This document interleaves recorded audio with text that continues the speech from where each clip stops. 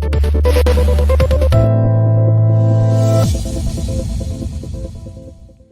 y'all, welcome to Parent Empowerment with Mandy Drogin.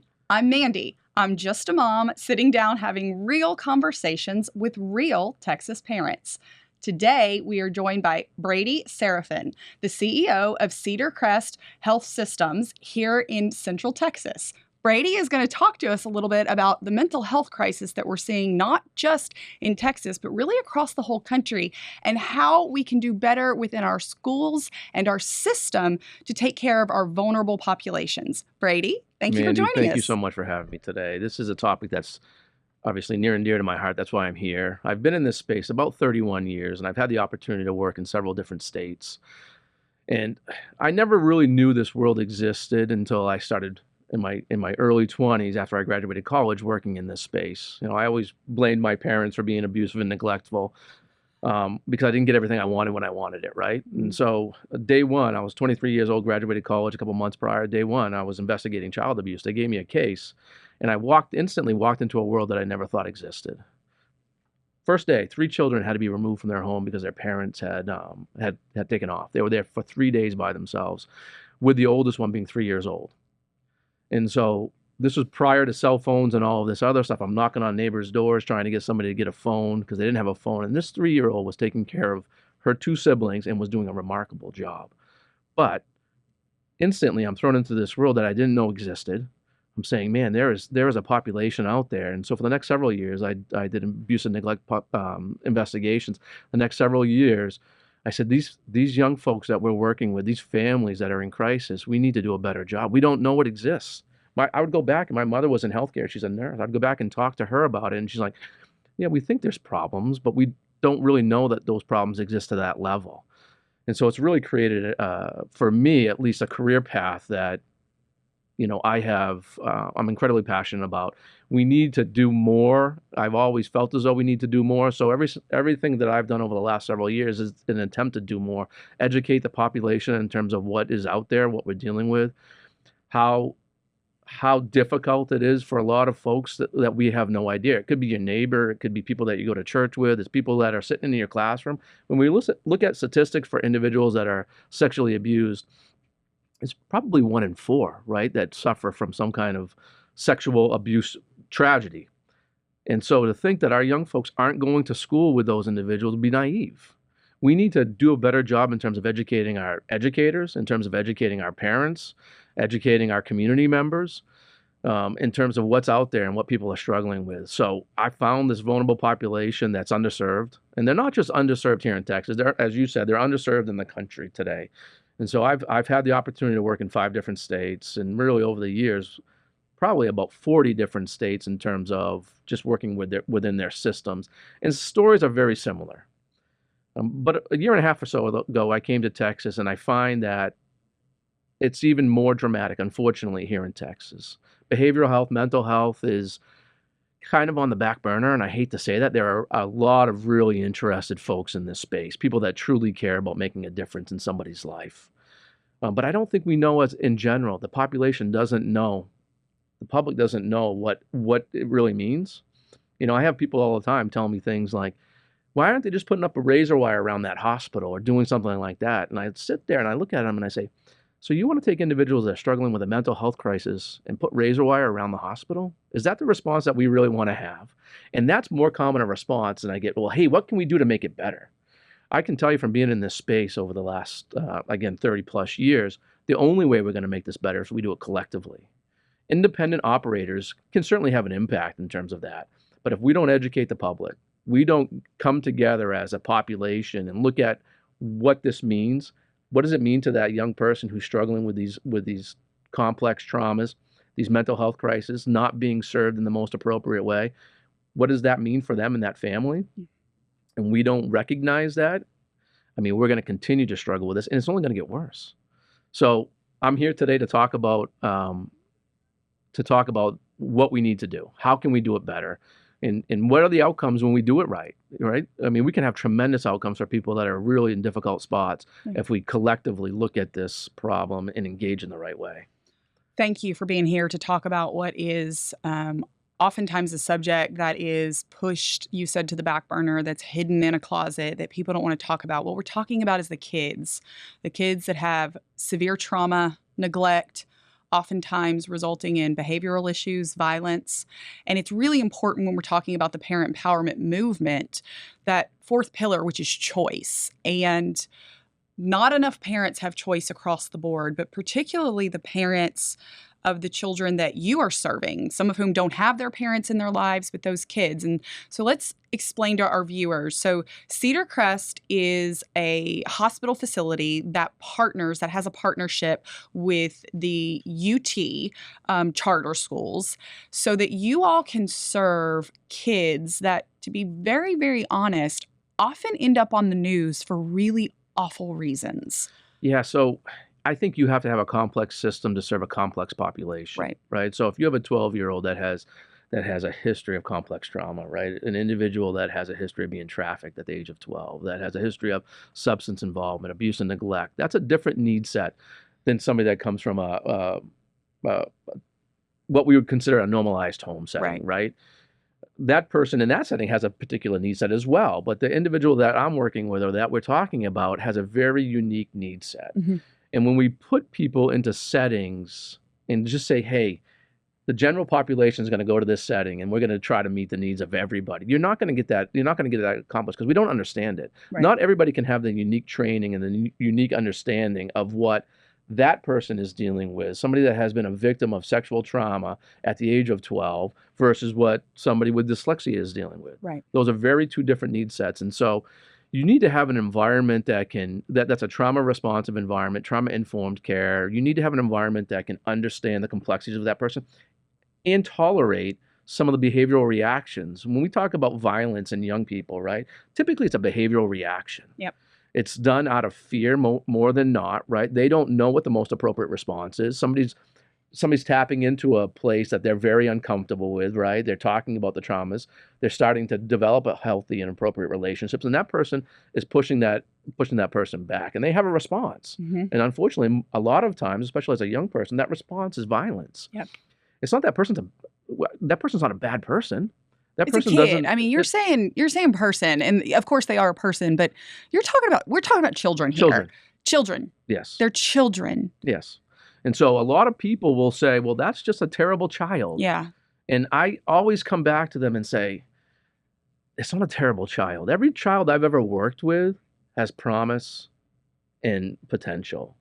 And if you can tap into that, if you can get that person to believe in themselves and to believe in the community, it's amazing what you can do. You know, I've been able in my career to really have some tremendous stories, and hopefully I can share a couple a little bit later. But getting somebody to believe in themselves when they've experienced this volume of complex traumatic events in their lives, physical violence, sex violence, sexual violence, neglect, or just even if they have a significant mental health condition that's underserved. Right. That happens a lot of times as well because we don't understand it. Mm-hmm. Right. And so they're thrown into the general population and they're told that they have to go to school like everybody else. They have to do the same things as everybody else. And that's somebody that can't function in that environment. Yeah. Right. And so if you're not meeting the needs of that particular child at that particular time, what do you think is going to happen? They're going to try to get their needs met in other ways. Yeah. And sometimes those other ways are dangerous, reckless, placing other people in harm's way. It's not because that person is, innately bad. Mm-hmm. I don't believe that. I believe that people, unfortunately, have bad things that happen to them, and they develop particular responses. Yeah. And so this is a crisis in our country. It's a crisis in the state of Texas. And again, my plea today really is, how do we do it better, right? How do we come together? Right. I think that's it. And that's every parent's play. And when we're talking about this, we're talking about children. And when it comes to the parent empowerment movement, the parents that realize maybe they're foster parents, they're adoptive parents, or they're parents with children that have severe mental illness just by development or whatnot, and they're being forced to send their children into a traditional public school with teachers that are not prepared to meet the needs, with an environment that is not curated for these kids that often have violent responses.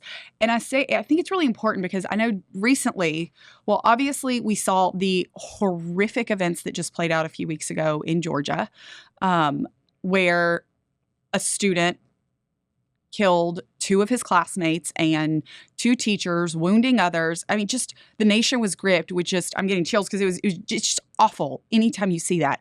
And now it's coming out what this child's home life was like, the trauma that he experienced. And let me be clear, he committed horrific crimes and should absolutely face the punishment for that. But it begs the question, this kid didn't just wake up one day and have a mental illness where he thought, I'm going to go shoot up my classmates. They saw this. And people say that. We can point to here in Texas, Uvalde, the student that committed those atrocities. Same thing. We can point. Teacher said, we knew, we saw this, we saw he most likely to do this. These children, we had another one that threw a chair recently at a teacher here in Texas and has blinded her. It's like we're putting these teachers in situations and expecting for them to manage kids that have had severe trauma, that have severe mental illness, and expect them to do magic when they are completely inequipped to take on these children. And these parents, these foster parents, these adoptive parents, these biological parents, these parents that are dealing with these children should have another option like what you all are offering at Cedar Crest, all across Texas, quite frankly, so that kids that need these environments can have that access. Can you talk to us a little bit about the needs here with our kids, our K through 12 age children who are continually be sent into a system where your facilities are far better equipped to take care of them. And it really takes a lot of pressure, burden, and violent experiences off of teachers and kids in our traditional system. Well, so there's a different level of understanding and tolerance, right? So, I mean, our staff in our facility, and there are other facilities like ours, Sure. all over the place, but our staff and all of the staff that work in these facilities have special training, special understanding. But honestly, they have a special desire to work with a population that's vulnerable, that has a different need set. Yeah. And that takes a different person Yep. than somebody that is, I'm going to go into education because I want to do traditional education with a group of young folks, right? Yeah. And so if you're trying to educate 20 individuals and you're looking at the spectrum of the need set, right? This person is so far over here versus this person being over here. How are you meeting the needs of all of them in that setting? You can't. And so I hear all the time, it's not unusual for me to get calls from parents, from foster parents, I meet with school districts that are exhausted. Yeah. They're beside themselves. People call me all the time and they'll say, Mr. Brady, please, can you help? Yeah. Can you do this? And when, unfortunately, at times when kids are getting ready to return to the community, parents still are exhausted and they're not quite ready for that. And so you'll have those conversations with parents that will say, I'm just not ready yet. Can you give us an example of a call from a mom or dad that's expressed that fear? Yeah. So when you're talking about individuals, young people that are victim of trafficking, this is a perfect example, right? And so they can come to any setting, any residential setting or any hospital setting and do really well, right? After you get over the bumps, right? You start to work on some of the trauma and some of the difficulties that they've experienced. That parent that has been chasing their child for months and months and months, maybe even years, right? Trying to keep them safe, trying to keep the traffickers away from that person, away from their daughter or their son, right? They are so exhausted that I'll get a phone call saying, I understand she's doing well. I'm just not ready. I'm emotionally, physically not ready to have her home because I am petrified what tomorrow's going to bring. Somebody's going to show up my door tomorrow and try to take her again. And unfortunately, this is what this young person knows as a reasonable response, right? It's not. We know it's not reasonable. Right. We wish that they would say, I don't want to go. I'm going to stay away from that. Right. But this group are really sophisticated, right? So they provide gifts. They provide what this young person believes to be love and care and support. And this is what they know. We're talking about sex traffickers right now. Sex traffickers. Okay. And that's that's what we're talking about. We have got a crisis in Texas where children are being trafficked. They're being lured into situations, oftentimes via social media, right? Yes. And then it's almost like Stockholm syndrome. They think that they're traffickers, they're pimps, those that are selling them for their bodies, that they are providing love, gifts, fancy things, new phones or whatever. And it's almost like Stockholm syndrome. These Right. young people. Okay. Yes. I just want to make sure, look, we say it like it is. People have to understand we have a total crisis. We've got it coming up from the border where a lot of it's these cartel members that are doing this. And then you have the responses and the behavioral issues that we're seeing, and that, quite frankly, the system that we're forcing a lot of these kids back into, they're not prepared. And that's what districts say. That's what teachers say all the time. And that's what parents are telling you. Right. And I hear it daily. Yeah. They're not prepared. They're not. We've got to work as much with the families as we do with the individuals. If we're talking about young folks, right, with the individuals that are in our care. Same with every system that's out there. But we've got to give an opportunity for parents to heal at times, right? They might not be ready. I talk a lot about capacity. What somebody's capacity today might be very different than what their capacity is in 3 weeks from now, right? And can we provide the right care and support to that person to get them to the place where their capacity is different, and so that they now can appropriately care for their child, Right. And that's an important distinction. Understanding sending somebody home to an environment that's not going to provide the care and support to them, I can tell you what the outcomes are going to be. You know, we have really good outcomes in our environment. 92, 93% successful discharge rates. Wow. You know, with UT Charter, everybody makes progress in the educational setting. That's A lot of awesome. these young folks that we serve in our environments haven't been to school consistently for the last several years. It's not unusual to come across a 12, 13, 14-year-old who hasn't really been to school in 5 years. And so when you look at where they're at, if they go back to a traditional school setting, everybody's going to say, well, you need to be if you're 14, you need to be in the 8th grade. And so they're going to be plugged into the 8th grade, right? Can't read. Can't read. Can't They're do not math. going to perform. They're going to be, unfortunately, young people just by nature will start to pick and tease and make fun, right? And so this person then becomes more shut down. And what's going to happen? You're going to get more of a behavioral response. Right. It's not that that's what they want to do. They're doing this out of fear and necessity to try to protect themselves. I mean, human nature is we want to protect ourselves. Nobody wants rejection. Right. As an old guy, I don't want to hear no. Right. It's and as a young person, it's even worse. That's amplified.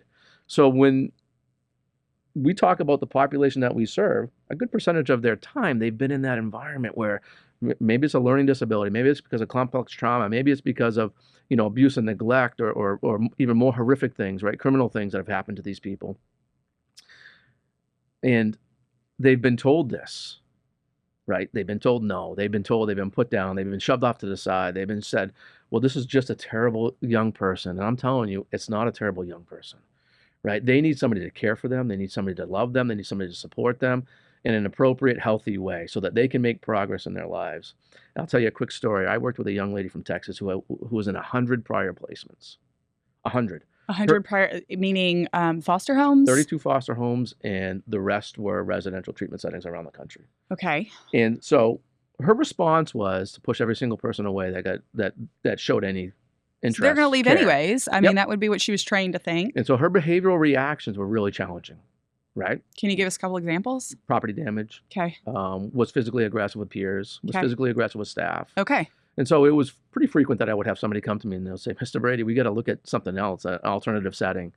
Her behavior is that significant. And one day she was having an episode and I stepped outside and she was, yelling and screaming and having a response. Yeah. And I said, kiddo, what's going on? And she didn't want to talk to me. She told me where to go and how to get there. Sure. Right. And I said, listen, I'm not giving up. I'm not giving up. And so she told me again where to go and with some colorful language. And I said, okay, I got you. And so at that point, again, she had been in 100 prior placements. From that point forward, and I'm not saying that interaction had anything significant. I think it meant something for everybody in our facility. We dealt with it a little bit differently. They're like, hey, yeah, this is a young lady that's worth putting the effort and energy into. Sure. For the next 6 months, she continued to make progress, eventually earning an opportunity to go to. Now, she didn't have a stable home environment, so she couldn't return to a traditional home setting. Right. But she made it to a transitional living environment where she was able to go to public school and get a job in the community. And that happened within a 6-month period of time. This young lady, 100 times, was told that she wasn't good enough. Right. And what she was looking for was somebody to tell her that she was. She's worth it. and to put up with the nonsense. Mm-hmm. And environments like mine do that. Yeah. And I think a lot of times it's misunderstood, right? Because in order to get to the good stuff, you have to unfortunately go through some of the junk, right? You have to get through that pain and that suffering in order to really understand where somebody's at and get them to a place where they're going to be successful. And it's kind of like parenting, right? I thought my job, now my kids are grown, but I thought my job was to expose my kids to as many positive things that I possibly could and allow them to choose their passion. We need to do the same thing. We need to engage in alternative therapies, right? Different settings. We have a program at our environment that kids that have never participated in any kind of organized sports, right? If they show an interest, we have sports leagues. And to watch somebody go out that has never performed in front of an audience, and playing sports is performing in front of an audience. It is. Perform in front of an audience and score a basket, and they've never done that. You can't imagine what kind of reaction that person has. And get cheered for. Celebrated.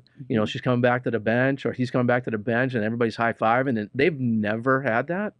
It's the coolest thing that I've ever experienced in my life, right? Yeah. It's every little win like that is something that we've got to look to. Mm-hmm. And if we can engage our community in this battle, yes, we will have continued better outcomes. Yeah. Now, everything's not going to be, it's not always sunshine and roses, right? There are things that happen, unfortunately.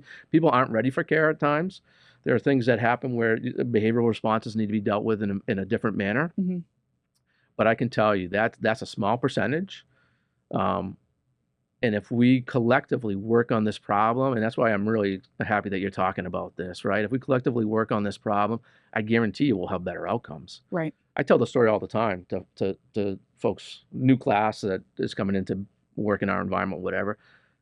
It takes a community. We always talk about that. We always say it takes a village, right? But I'll tell you, the only thing that kept me out of real serious trouble when I was a young person was everybody paid attention.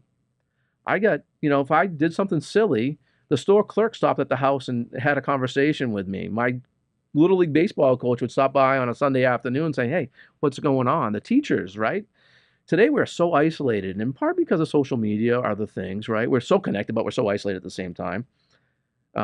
If we can engage differently, right? If we show that we're interested, and we're interested in those challenging things, because that's what we're talking about. Yes. Right? I made a point of, when I brought my kids up, I said, it's your job, and they get sick and tired of me saying this, it's your job to make this a better place every single day, whether it was their school environment or their job, because you don't know what that person sitting next to you is going through, or what they've been through, right, or what they're going home to. Housing insecurity, food insecurity, abuse and neglect, significant trauma. If they have trying to keep it together when you have a real serious mental health condition, right? You have a significant anxiety disorder at the age of 13, 14. Everybody else is functioning what you would consider normally, and this person is keeping to themselves and can't talk to a group because they're so anxious, and they go home and they suffer in silence because of that. If we educated our young people, our teachers differently, and had the right environment for them to grow up and educate in, we would have better outcomes. That person wouldn't feel so isolated, and you wouldn't see some of these tragedies. Suicide's a tragedy. Violence is a tragedy.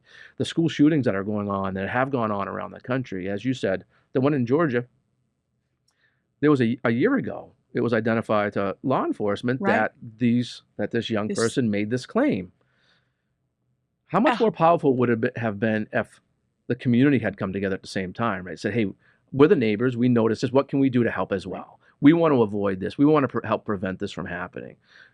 Or is he in the wrong environment? Do we need to put him in an environment like your own that offers specialized training that has been given to teachers and the environment? Maybe he was, it always comes back to they were bullied, right? They were bullied, and you pointed it out. Sometimes you're getting the bully response to a highly, highly violent, horrific response where they are harming others. And conversely, sometimes you're getting the response of suicidal ideation, self-harm, or actually going forward with it. That is all happening in our schools.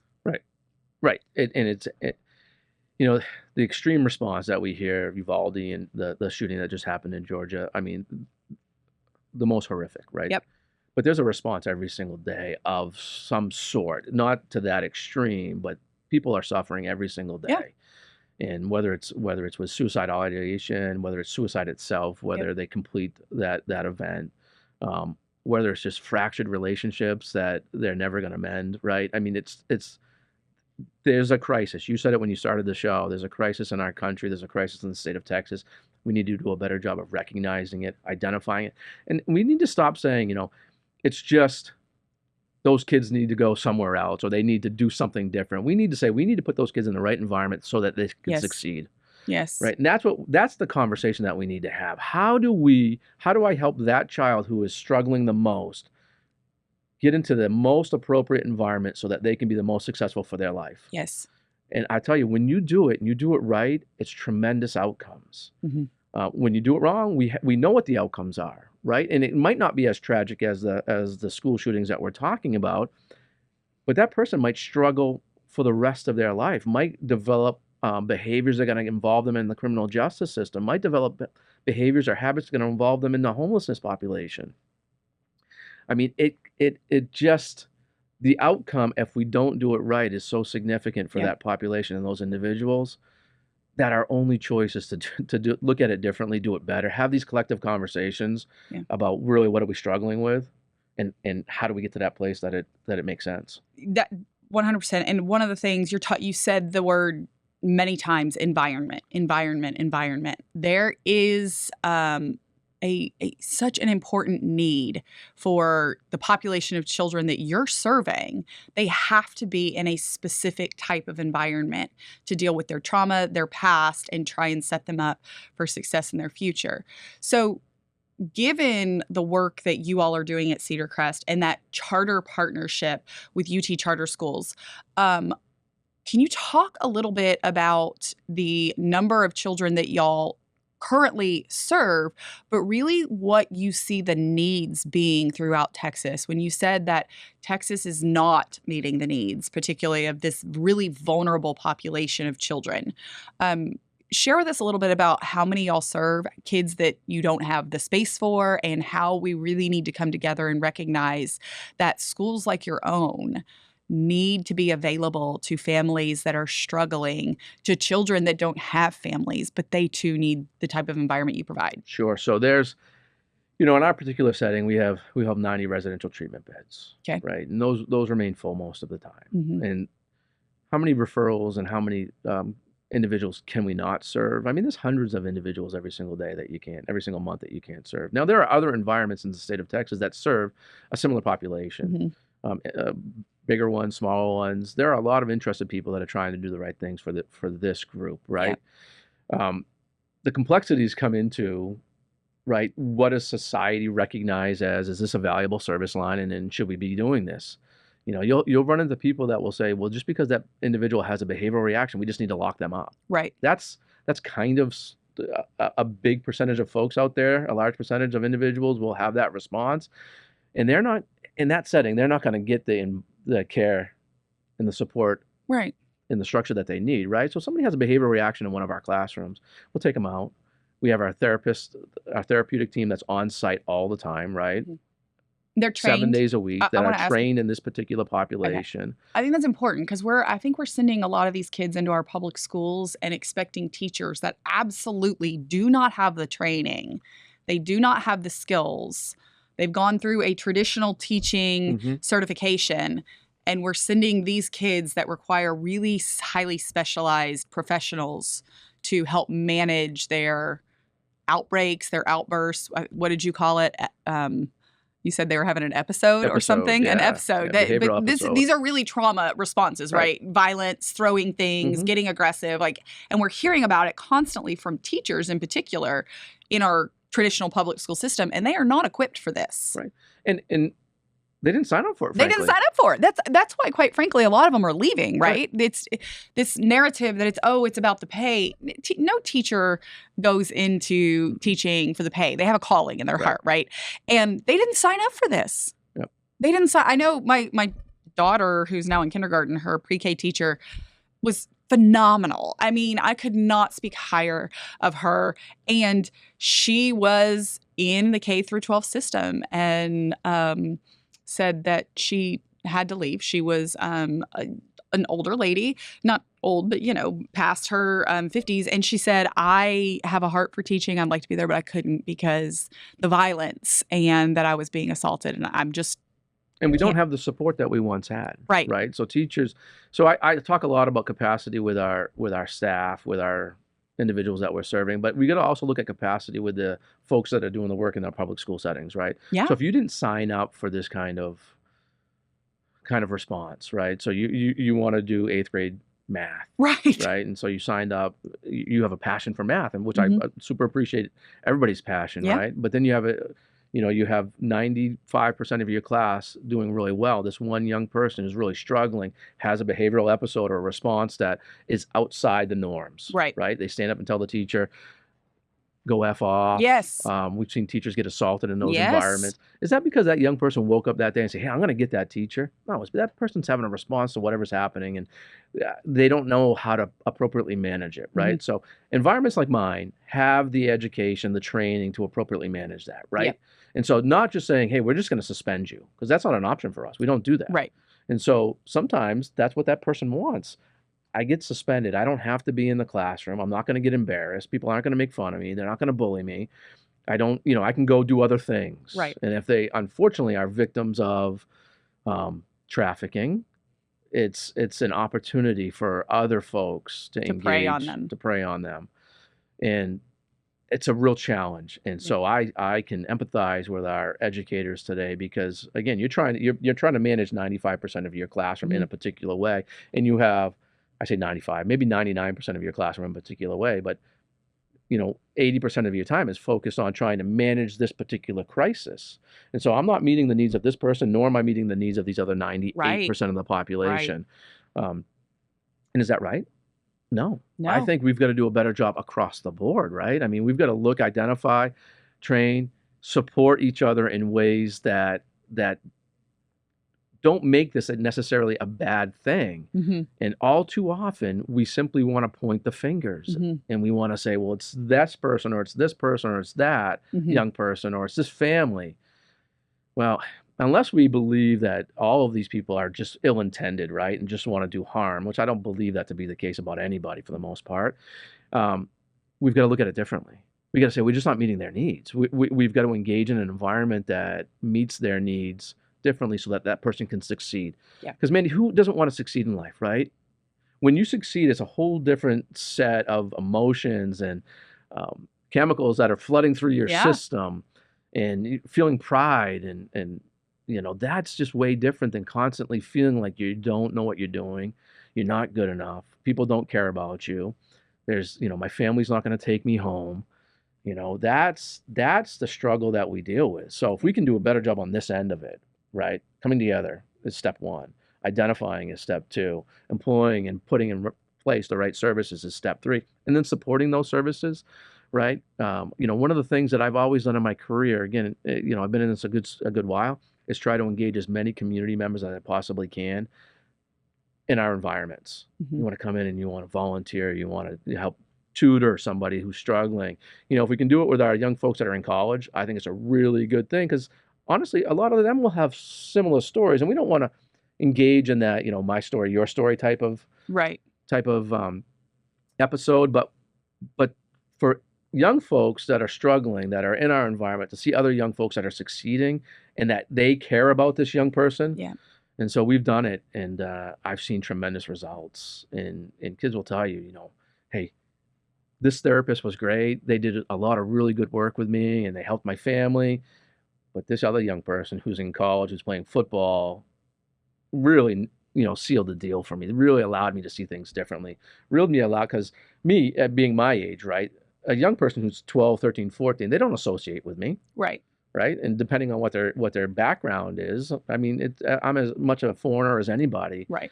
And so, but if they can see somebody that has a similar background and somebody that's close to their age telling their story of success, and it gives hope. It gives hope. It gives hope to kids that have been in traumatic experiences and feel like there's no hope for their future. I say all the time that the most challenging work in the world, and I applaud anybody that comes into behavioral health, mental health, our job is to give hope to those that are hopeless. Yeah. Right? So when you're struggling in the world, and you feel like suicide's the only option, or you feel like you need to go with that trafficker, or you feel like you need to be in this environment that's terribly abusive or neglectful, you've given up hope. Yeah. And so our job is that. And again, I'm gonna get on my soapbox about, if we could do it differently as a community, right? If we all engage differently and the community could provide hope to those young people, Hmm. open up the door, have conversation, show that you care, right? That's a different level of engagement that a lot of these folks that we're talking about, a lot of these young people that we're talking about haven't experienced. Most of the time, they've had the door closed, and that's in schools, that's in other environments like mine, Hmm. because the behavioral set has been so challenging. People say we can't manage it, and I'm like, We can. Really, can we? If they're Right, in we the right can. environment, we can. And I think that is just key to it, is making sure that all kids have access to the right environment. And if it's Cedar Crest, if it's a different type of school, we must empower the caregivers, empower the parents to make that choice and have the ability to send them there, to send them to the Yeah. facilities, to send them to the schools, to send them to where they need to be. Because you touched on this a little bit, it's not just what we see and the horrible tragedies of the violence in the schools, whether it's the school shootings that we've witnessed, or the teachers being physically assaulted to the point of being blinded here in Texas. But outcomes that really the entire nation is witnessing, and especially here in Texas and in Austin, when we see the homeless population. I want to talk about far too many people. I'm in the throes of motherhood. I've got a 7-year-old, a 5-year-old, and a 3-year-old. So it's perpetual chaos. But the thing that I've realized with particularly my 7-year-old is just how fast it all went. And our kids grow up so fast, and they're tiny for such a short period of time, and then they're young and malleable for a short period of time. And then they hit their teens, their late teens, and we talked about this, but I want you to really share with our viewers these particular kids that you're serving, these children that have violent outbursts, these children that have the behavioral issues, these children that have had trauma that they are responding to. When they get older, what happens if they cannot go to a school environment like yours? What are we seeing here in Texas when kids hit, you said it, 17 years old? What's happening? So at 17 in the state of Texas, you're the age of majority for criminal behavior, right? So individuals that haven't historically had their needs met, right? And that's school environment, home environment, community environment. Those stories don't tend to be real good, right? They tend to get involved in the criminal justice system, and you can do that at the age of 17. They tend to have bad outcomes. They tend to end up on the street. Unfortunately, they succumb to suicide. They just have continued struggles, or they play this game, and it's not a game. I don't mean to put it in those terms. This cycle of in and out of systems of care. Yes. They go into the emergency room. They're going to an acute psychiatric setting. They're going back to the emergency room. They're going to a shelter. That's not good for them. That's not good for society. For society. Right. It's not meeting anybody's needs. Right. And my goal in all of this is to do a better job of meeting the needs of those that we serve.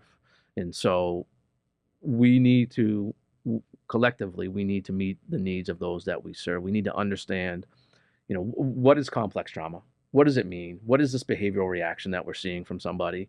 Is that because they really want to do harm to Mandy, or is that because they don't have another outlet that they understand and they can utilize? Mm-hmm.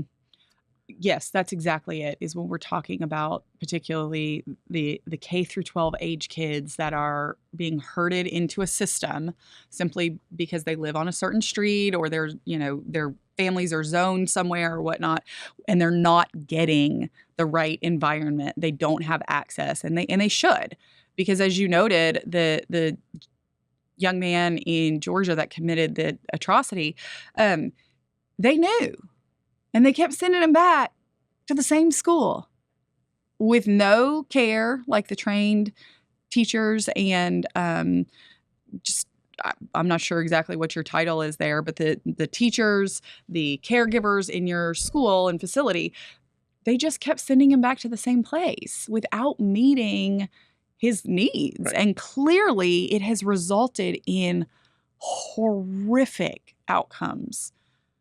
Yeah, so you need to have a complex response to a complex issue. I've said that Yeah. earlier, right? So, you need a medical response, you need a psychiatric response, you need caregivers that care, Mhm. direct care staff that care and that can supervise in the most That chose appropriate to go ways, into that that, choose to be part of this not environment. teachers that are not equipped and did not choose to try and deal with these really complex problems. You need a therapy team that's engaged, that's interested, and that's one of the things I'm most proud of is right. Our therapy team is they're top notch. The ones that want to work in this environment usually have that calling, Yeah. and so it means something very different to them, Mhm. right? And then you need an educational system that understands.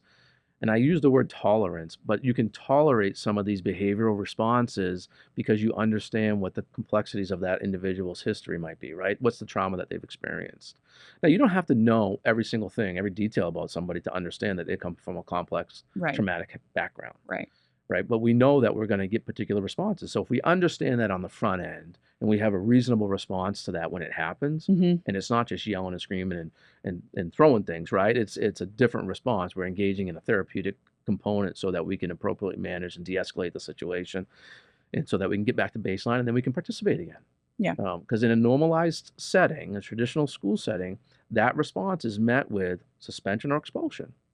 And that is, again, we're pushing the problem or the issue down the road. We're not dealing with it. We're not addressing whatever that person is struggling with. That person needs help. Yeah. We need to get that person's needs met. A child. That child. I say person. I know. I get it. It's my history, so I get it. No, yeah. you're in a. I understand. You're overseeing this, but that's for the viewers listening. We're talking about children. We're talking about children that have trauma, that have horrible or non-existent for some of them home lives. We're talking about children that have, for one reason or another, their response is abnormal. Their response can be outbursts that I have teachers tell me kids will just destroy the classroom, Mhm. that will take them 2 days to put back together, disrupts the entire learning day. The violence, these are children. Right. But there are facilities like your own. There are school environments where not only can they have their needs met so they can learn. I mean, these are learned responses, right? You can learn to manage. You can learn to control yourself. You can learn that there is hope. You can realize there is hope. You can learn ABCDs and math, and you can be in the right environment. If you're in the right environment, if parents or caregivers, guardians can choose to put kids in the environment that you're providing and others are providing, these kids can be met where they're at, their needs be met, and be educated and be prepared to launch into the world, as opposed to just shoved out onto the streets where they end up in our criminal justice system, in other systems, and quite frankly, failing to reach their potential in life. No, I said it earlier, right? Every young person that I've ever worked with has potential and promise. Yeah. If we start from that, Mhm. we all come to the understanding that everybody that we're going to come into contact with has that capacity, right? Yeah. Potential and promise, and we provide them with the right setting. We meet their needs. So you had mentioned, it's an abnormal response when somebody has that aggressive or that violent Right. outburst. For 99% of the classroom, it is. Right. For that young person, it's not. That's what they've. That's their yes. response. Yeah. And so having an environment that understands, can tolerate, and work through those challenges is critical to somebody's success, because you just don't want to be the next person that said, "Hey, you're not good enough." That's not why I get into this business, and that's why I'm still doing this business today, right? Yeah. I'm never going to be that guy. I hope to never be that guy saying, "Hey, you're not good enough." Mhm. I hope to be the guy to say, "Hey, we care about you enough that we're going to put up with this until we can get to the really good stuff where you have potential and promise." I've worked with so many young folks over the years, even as a caseworker, right, in my history, that when you provide the right, you meet the individual's needs, Mhm. even if that individual is resistant at the time, right? I tell one story, and it's what's given me fuel for the rest of my career, I think. I was working with this young man, really, really challenging, participating in a number of criminal behaviors, and living with his grandparents. One parent was incarcerated for substance. The other parent was deceased because of substance, and he tormented his grandparents, tormented them. Yeah. And so I was there. I was every single week. I was at his house. I was at his school. I was checking in on him. I was making sure that we were getting better, right? And he struggled. He Yeah. struggled. He didn't want that kind of attention. He didn't want somebody paying attention to him like that and hold him accountable for his behaviors, right? So we did this for about 3 years, let's say. And so eventually that case closed. And he did well enough that he case closed, and I wasn't involved with him any longer. Fast forward 7 years, I'm at the gym working out, and this guy comes up to me and he says, "Hey, Brady." And I look at him and I'm like, "Hey." He goes, "You remember me?" I'm like, "No." When I worked with this kid, he was 5'5". This guy's like 6'2", and Yeah. he's fit, right? Uh-huh. And so he goes, "I've been looking." He tells me his name, and I'm like, "There's no way." He goes, "I've been looking for you." And I said, "Really?" I'm thinking to myself, "Oh God, this can't be good. This guy's looking for me for the last 7 years. He didn't like me back then. Right. I hope that he respected me, right? I hope that he knew that I was there because I cared about him. Yeah. But he didn't like me, so I'm thinking, now we're in the gym, and this dude's a whole lot more fit than I'm sure I was, right?" And so he goes, "Yeah, I've been looking for you." And I said, "Okay, well, what's up?" He goes, "I just want to tell you how I'm doing." And I said, "Oh, thank God. It's way better than what I thought." He goes, "I graduated high school." I said, "Awesome." Have you figured out who he is yet? Oh yeah, he told me his Oh, okay. I was name. gonna say, I've been in these moments where I'm having conversations and I'm Yeah. like, I know who you are. Oh It'll no, come to me. he told me his Okay, name. It got took me a bit, but Okay. he told me his name, and he said, "I graduated high school. I went into the trades. I started my own company, and I'm doing really well. I just bought a house. I got married, and we're having a baby." And I said, I said his name. I said, "That is unbelievable. Oh, That's unbelievable. Thank you so much for telling me how you're doing. I've always wondered, right? Yeah. Because you can't really follow those cases afterwards just for privacy, HIPAA, Yeah. and all the other Yeah, things yeah. that exist." And he said, "We're having a baby. Do you want to know what I'm naming the baby?" And I said, "Yeah, sure. What's up?" He goes, "Brady." And I said, "You got to be kidding me." He Oh goes, my "No." He goodness. goes, "I didn't like you." Okay, might be too. He goes, "I didn't like you. You were pain, right?" And he Yeah. used some other words, but Yeah. he said, "But you were there every single time I needed you. You gave me the direction and the support that I needed, even though I didn't recognize it awesome. at the time." And I Oh. like you, Mandy, I had to step away and Mm. collect myself for a minute. And I said, Mhm. and so we Mhm. had a little bit more conversation. I said, if you don't mind do me a favor, right? Can you just keep me posted? Yeah. Because we move around the world today, Sure. right? And so every now and again I get a email or Mhm. a Facebook messenger from him telling me how he's doing. But for the next, and this guy drove a really nice truck. I drove a beat up Honda Civic that was embarrassing. But he was doing some things to stay fit, and he was doing some MMA fighting just to stay fit, right? And so for the next 6 months or so, every time he drove by my car and he had a fight coming up, Yeah. he'd put tickets under my windshield. Oh, how awesome. And I said, "Man, when we do it right, that's what it means to somebody. Yeah. You have that kind of impact on their life." And we might not even know that at the time, right? I had no idea. I really Mhm. thought if this guy was looking for me, it wasn't because he wanted to, thank me for And being a part that of you his were life his in a kid's positive way. namesake. That's amazing. But it's those things. That's what happens when you do it right. Yeah. Right. Those are the things. And if we all do it right, if we can come together and do it better from that end, recognize where somebody's at, meet them where their needs are. Yeah. Right.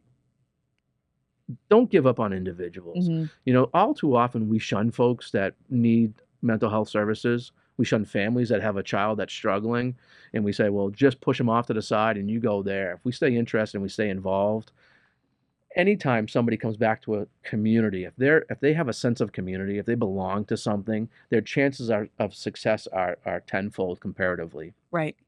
It's when they come back and they're isolated and they're dealing with the same thing that they were dealing with before, right? Somebody Mhm. could do well for a period of time, but when they go back to the same environment and they believe they're still looked at the same way that they were before they left that environment, that Right. community. Mhm. And so if somebody was to go back to a traditional school setting after, let's say, being gone for a year because of significant behavioral responses in the Yep. classroom, those teachers, unfortunately, are going to have a particular mindset. Of course. It's That's human nature. yes. And they're going to say, okay, we got to deal with this differently. Maybe we do. Maybe we need to, but maybe we don't. Being alert, being aware, understanding the environment and the surroundings, and being more connected to where they might have been, right? Like, so what did we teach somebody that was useful in their life Mhm. in our environment or some other setting? What was helpful? What allowed that person to be successful? How do you replicate that in a traditional setting? Because you Right. could do some of those things. Because the idea is somebody comes to our environment, they're not there for the rest of their life. Right. They're there for a particular set of time. And I tell young folks all the time, it's the smallest point, right? It's a month, 3 months, 6 months, Yeah. might be a year, but you're there for just a blink of an eye, honestly, in the scope of your life. Hmm. So what are we sending folks back to? If people know what we're doing in our environment, you can sometimes maybe not replicate it exactly the same, but provide similar types of structures in a different environment that Yeah. allows that success to continue. And then we really have achieved what we all want to have Yeah. achieved, right? Absolutely. And I think that that's an important thing to say, is that they're not there for that long of a time. You all have a curated environment to help them learn and grow and develop so that they can launch back out into a more traditional setting, right? But sometimes it's not right that they go back to that public school, because while you can educate the administrators and the teachers, unfortunately, if there have been crazy things that have gone on, you can't change the kids and you can't change preconceived notions and things like that. And so sometimes those kids do need a choice to go back to, again, a different learning environment and not be placed back into the same situation, the traditional public school setting that they are. Or maybe they need a religious environment, or maybe they need, an all boys environment or an all girls, or whatever it is. That really is up to, it should be the caregivers and the parents to make that choice. So I think that's sorry, I didn't mean to interrupt, but I think that's a great point, right? So what does it look like? What does aftercare look like? Yeah. How do we develop a full spectrum of services that support that individual? Because you're 100% right? Sometimes the harm is done. Yep. And so if there was trauma created in that environment to the other students, to the educational staff, to those that are trying to manage that, they have those preconceived notions. They're not going to be able to get over that because it was that significant, maybe. And what are the alternatives, right? So if we do a better job in terms of building those alternatives, therapeutic day schools are, I think, a really good alternative. I've seen be tremendously successful throughout the country if they're done right. Yep. Just even from there, step down to just a non-alternative, a charter school, something that's slower, a private school, a lower STEM environment. Yeah, that's right. If somebody has significant anxiety, put them in a large STEM environment, which is a traditional school setting, right, where there's hundreds of kids and there might be 30 or 40 kids in a particular classroom. That's a nightmare. Right. They're taking all their energy to stay on task in this 45-minute classroom or hour and a half classroom. To try and just stay regulated. Yeah. They leave that. They're emotionally exhausted. Yep. What do they have left in the tank for the rest of the day? Right. So, we need to look at that. And I think for a lot of people, low STEM is really a great response and a good answer for people. We need, classrooms that are 4 and 5. Yeah. Right. That have that we understand if somebody looks like they're getting stressed out and they're about ready to do something, we have a response for that prior to the episode happening. And so you can build those. Yes. This all can come together, and it's not, in my opinion, it's not rocket science, right? It's an understanding collectively of what it is that we need across the spectrum. Yeah. Having the full array of services is critical to somebody's success. Taking somebody that needs a high needs response and put them in a low needs environment is a recipe for disaster. Yeah. Same is true. You take somebody with low needs and put them in a high needs environment. It's a recipe for disaster. Right. So recognizing where somebody's at, where they're at, where they're going, and where they want to be, is really key. It is. It's key to make sure that we're all individuals, right? And us as parents, we know that our children, each one is different and unique, and that one, we should be in charge of where they are in a learning environment, but recognizing that a one-size-fits-all system cannot serve every child, particularly these children that have these very, very high special needs. One size fits all just can't do it.